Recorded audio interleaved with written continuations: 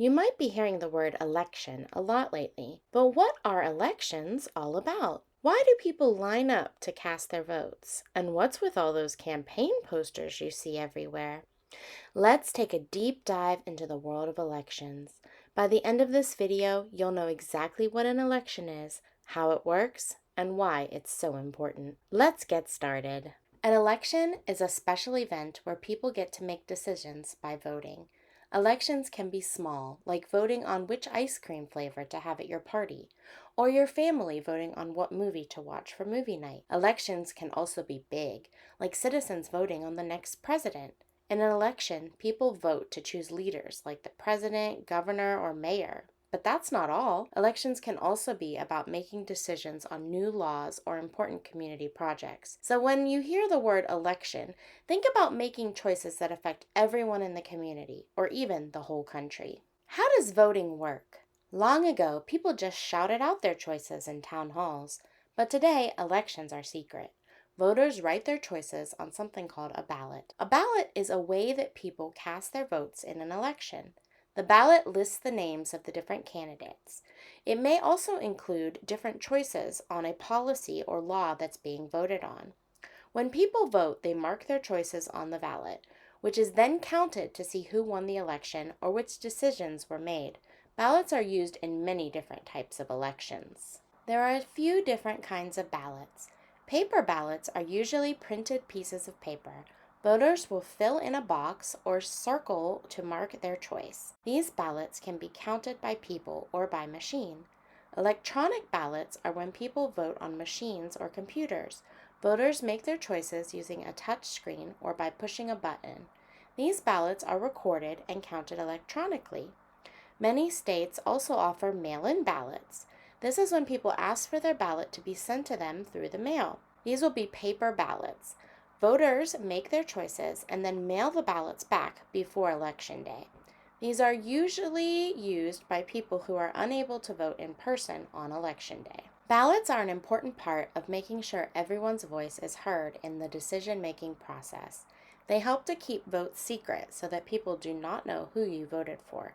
This is important so that people feel comfortable expressing their true opinions. Elections have been around for a long time. They are one of the best ways to make sure that everyone has a say in how things are run. Think about it. If only one person got to make all the decisions, it wouldn't be fair, right? That's why we have elections. They give everyone a chance to vote on who should lead or what should happen in their community. In the United States, elections were set up by the founding of the Constitution. The Constitution of the United States is a piece of paper that serves as the highest law of the land. It was created in 1787 and explains how the U.S. government works. It explains the rights and freedoms of its citizens. The Constitution divides the government into three branches: the legislative, the executive, and the judicial. Each branch has its own powers so that one part of the government does not become too powerful. The Constitution set up how voting works in the United States. However, there have been changes made called amendments. These amendments gave the right to vote to more people over time. So, how do you actually vote? If you live in the United States, the process can be different from state to state. If you live in another country, it can be even more varied. However, there are usually some things that are the same. First, you must meet the criteria for an eligible voter. In the United States, that means you must be at least 18 and a citizen of the country.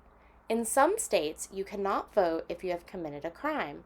Other states require you to have lived in the state for a certain amount of time before voting. If you meet all the criteria, you need to register to vote. Registering to vote means that you sign up to let the government know that you are able to vote and that you want to vote. This also helps the government know where you live so that you can vote on anything specific in your area, like a community project or the local mayor. Some places require you to register before Election Day, and some allow you to register on the same day. Next, you need to make sure you have any documents that you may need. Some places require an identification card to vote. This card can be a passport or a driver's license, proving that you are who you say you are.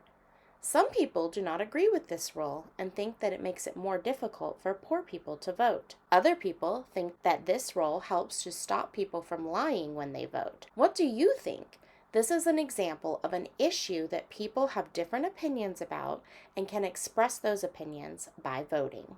Once you have registered and gotten any paperwork that you need to decide who you will vote for.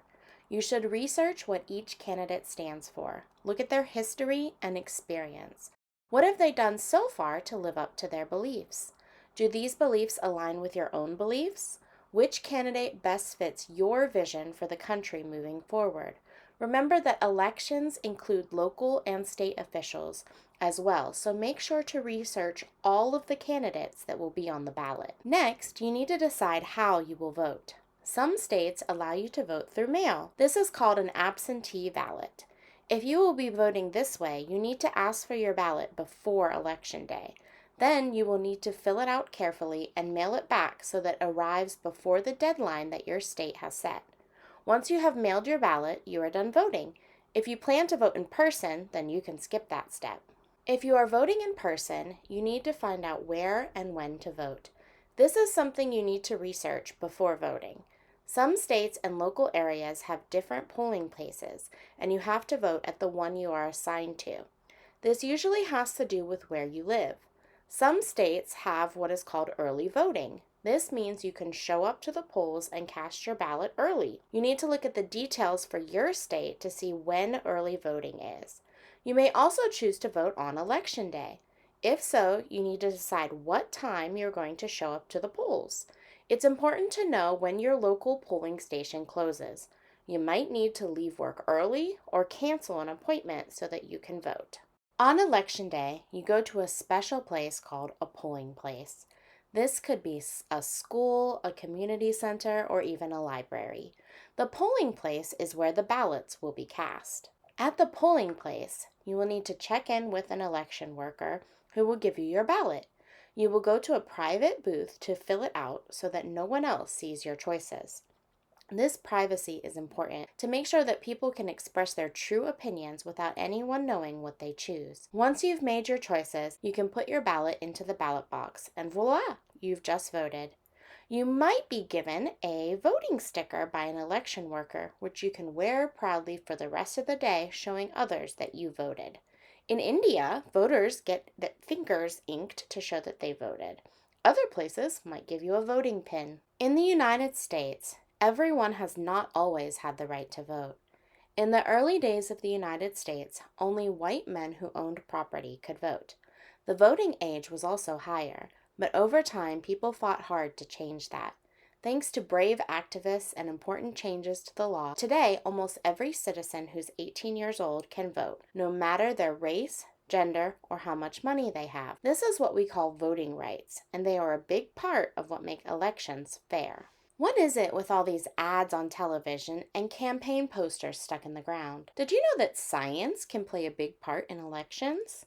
Campaigns spend a lot of money trying to figure out the best messages to tell voters.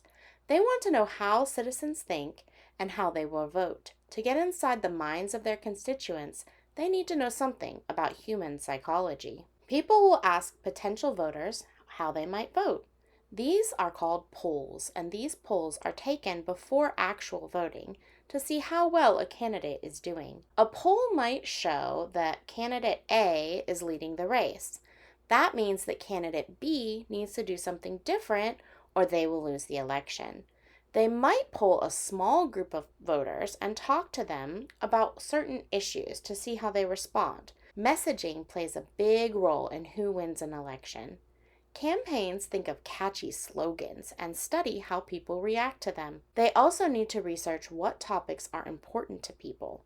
If the economy is the most important thing, that candidate needs to explain how they will help the economy. Candidates also use psychology when making their speeches. They need to think about what to say and how to say it. Campaigns will run positive ads, saying what ideas they have and how they will help the country. They also might run negative ads, saying why their opponent is not good and would be a bad person to vote for. Then they look to see which of these ads has the best effect on voters. Another important part of psychology of voting is getting people to actually show up on election day. Many people choose to stay home and not vote, even if they can. Campaigns have to get voters excited so that they remember to vote on election day.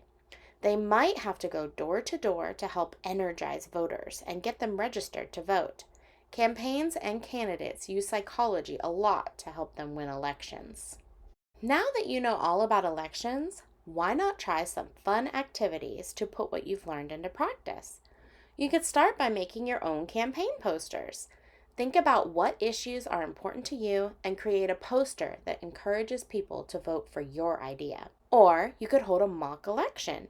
You could vote on something fun, like what movie to watch for movie day or which pet to adopt. You'll get to see how an election works from start to finish. You could even write letters to your local representatives about issues that matter to you. This is a great way to practice your writing skills and make your voice heard. And there you have it, everything you need to know about elections. Remember, elections are all about making choices and having a say in how things are run. Whether you are voting in real elections or just practicing and learning about them, thanks for joining me today. And don't forget, stay curious, keep learning, and most importantly, get messy and make lots of mistakes. Teachers and parents, check out the link in the description for more resources about elections. Thank you for watching. If you liked this video, please remember to like and subscribe to support the channel. Thank you. Bye.